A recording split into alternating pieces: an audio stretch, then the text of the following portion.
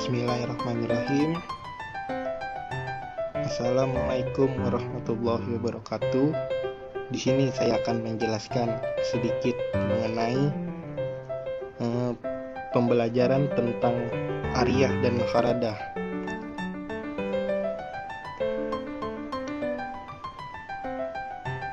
Apa itu Ariyah?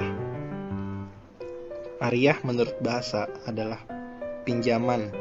Ulama Syafi'iyah dan Hanabilah mengemukakan Ariyah adalah ibahah al-manfa'ah, yakni pembolehan manfaat suatu benda secara sukarela. Dari definisi ini, mereka berpendapat bahwa Ariyah hanya bersifat pembolehan manfaat benda, bukan kepemilikan manfaat. Ketentuan ini berimplikasi kepada tidak bolehnya peminjam meminjamkan benda tersebut kepada orang lain.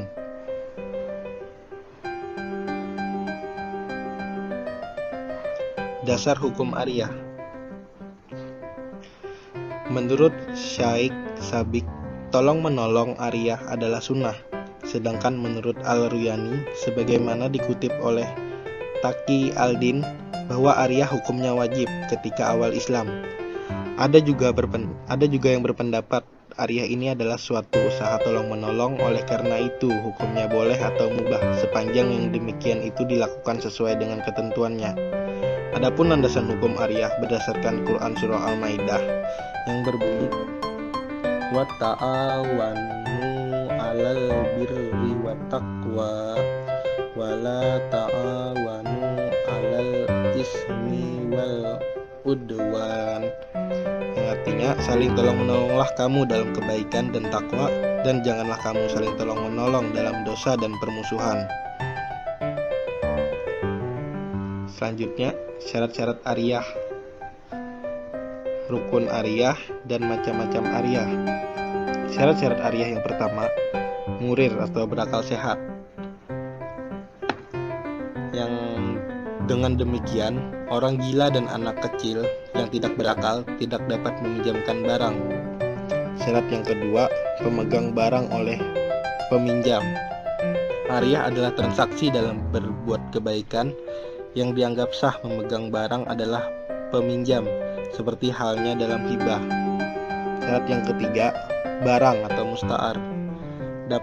Barang yang dapat dimanfaatkan tanpa merusak zatnya. Jika musta'ar tidak dapat dimanfaatkan, maka akad tersebut tidak sah. Rukun Ariyah yang pertama, mu'ir. Mu'ir adalah pihak yang meminjamkan atau mengizinkan penggunaan manfaat barang pinjaman. Syarat mu'ir yaitu ahli at-tabaru, yaitu perizinan pemanfaatan barang. Yang kedua, berstatus sebagai pemilik manfaat barang meskipun tidak berstatus sebagai pemilik barang, sebab objek akad Ariyah adalah manfaat, bukan barang. Rukun yang ketiga atau musta'ir adalah pihak yang meminjamkan atau mendapat izin penggunaan manfaat barang. Syarat musta'ir yaitu pertama, menerima hak melalui akad tabaru. Yang kedua, tertentu atau muayyan. Rukun yang ketiga, musta'ar, adalah barang yang dipinjamkan atau barang yang manfaatnya diizinkan untuk dipergunakan musta'ir. Syarat musta'ar yang pertama, memiliki potensi bila dimanfaatkan.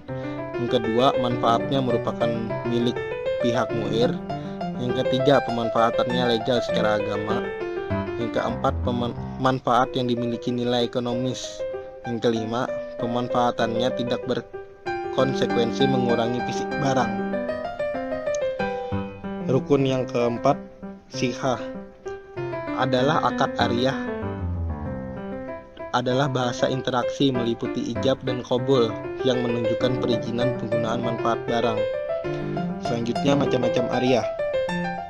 Ditinjau dari kewenangannya, akad pinjam-meminjam Ariyah pada umumnya dapat dibedakan menjadi dua macam. Yang pertama, Ariyah muqayyadah, yaitu bentuk pinjam-meminjam barang yang bersifat terkait dengan batasan tertentu. Misalnya, peminjam barang yang dibatasi pada tempat dan jangka waktu tertentu. Dengan demikian, jika pemilik barang mensyaratkan pembatasan tersebut, berarti tidak ada pilihan lain bagi pihak peminjam kecuali mentaatinya. Yang kedua, ariyah mutlakah, yaitu bentuk pinjam-meminjam barang yang bersifat tidak dibatasi. Melalui akad ini, peminjam diberi kebebasan untuk memanfaatkan barang pinjaman, meskipun tanpa ada pembatasan tertentu dari pemiliknya.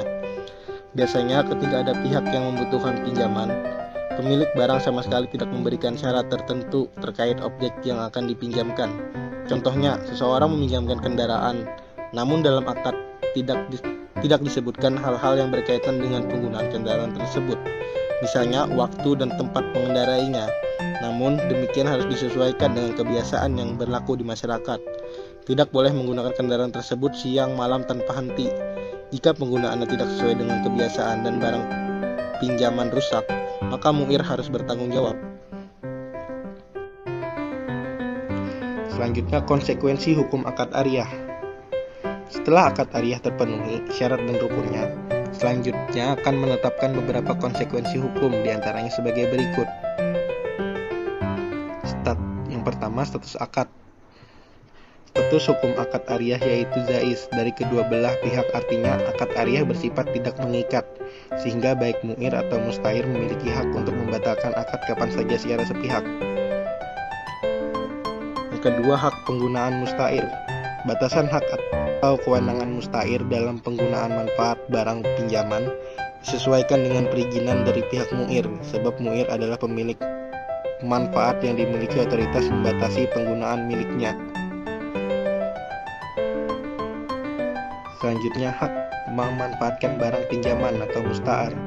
Jumhur ulama selain Hanafiyah berpendapat bahwa musta'ar dapat mengembali manfaat barang sesuai dengan izin muir. Adapun ulama Hanafiyah berpendapat bahwa kewenangan yang dimiliki oleh musta'ar bergantung pada jenis pinjaman, apakah muir meminjamkan secara terikat atau mutlak. Berakhirnya akad ariyah. Yang pertama, salah satu pihak menjadi tidak lagi cakap hukum melakukan akad ariyah. Yang kedua, diketahui bahwa salah satu pihak atau kedua belah pihak tidak tasarruf. Yang ketiga, adanya penipuan terhadap keadaan barang. Yang keempat, barang dikendalikan oleh orang yang meminjam. Biaya perawatan dan pengembalian barang pinjaman. Apabila barang pinjaman membutuhkan biaya perawatan atas nafkah seperti rumah, motor, mobil, dan lain-lain, maka tanggung jawab biaya dibebankan kepada pemilik barang pinjaman, baik muir sendiri atau pemilik barang yang menyewakan kepada muir, sebab biaya tersebut secara hukum menjadi tanggung jawab pemilik barang, dan tidak boleh dibebankan kepada mustair, sebab akad ariyah adalah akad yang bersifat non-komersial atau tabaru. Selanjutnya, kharadah. Kharadah secara bahasa berarti cut atau potongan, di mana harta diletakkan kepada peminjam sebagai pinjaman. Karena mukhrid atau pemberi pinjaman memotong sebagian harta, sedangkan secara istilah menurut Hanafiyah, kharat berarti sesuatu yang diberikan seorang dari harta mithli untuk memenuhi kebutuhannya. Kharat juga berarti akad tertentu dengan membayar harta mithli kepada orang lain supaya membayar harta yang sama kepadanya.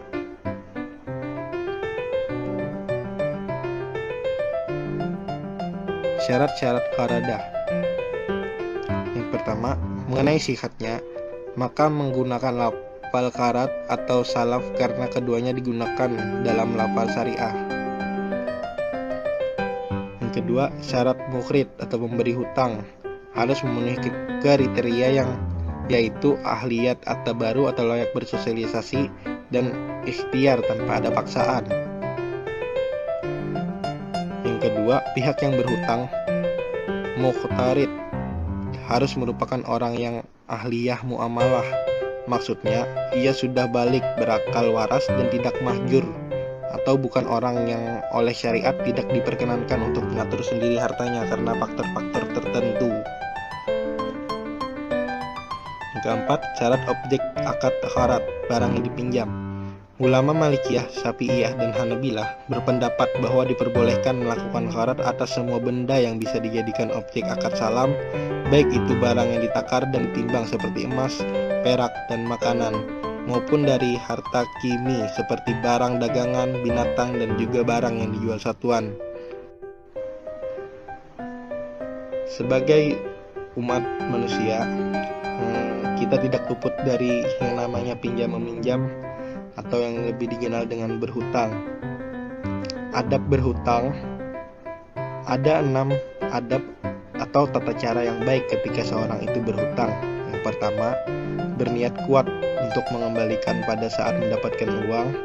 Yang kedua, berusaha keras untuk mencari dana untuk melunasi hutangnya.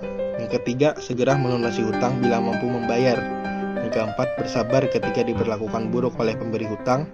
Yang kelima, memberikan pembayaran yang lebih. Yang keenam, mendoakan orang yang telah memberikan hutang. Masuk ke sesi pertanyaan. Pertama, bagaimana apabila jika kita berhutang, lalu si pemberi hutang tersebut berperilaku buruk terhadap kita, menjelek-jelekan kita secara tidak pantas, dan memberitahu kepada semua orang bahwa kita mempunyai hutang kepadanya. Lalu apakah yang harus kita lakukan sebagai orang yang berhutang apabila hal tersebut terjadi?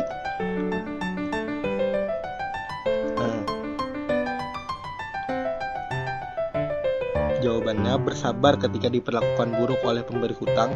Banyak orang yang bersikap memarahi, memusuhi, mendendam ketika pemberi hutang berlaku kurang enak ketika menagih hutang, sedangkan kita belum mampu membayarnya. Pemberi hutang bisa saja mencaci kita dengan kata-kata yang sungguh menyakitkan hati. Kita harus menerima cacian tersebut dengan sabar.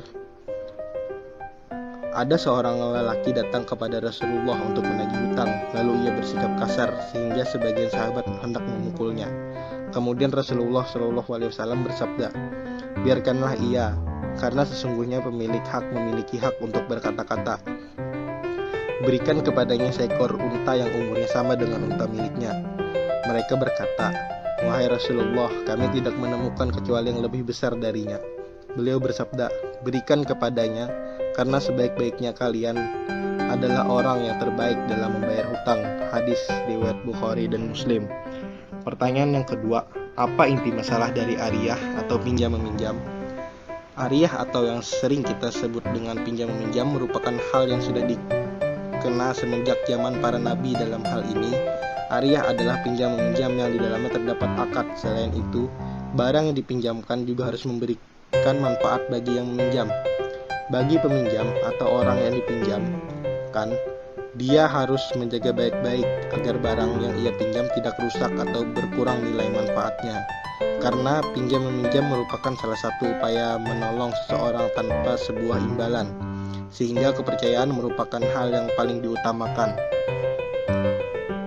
Sekian pembahasan yang dapat saya sampaikan. Salah hilapnya mohon maaf.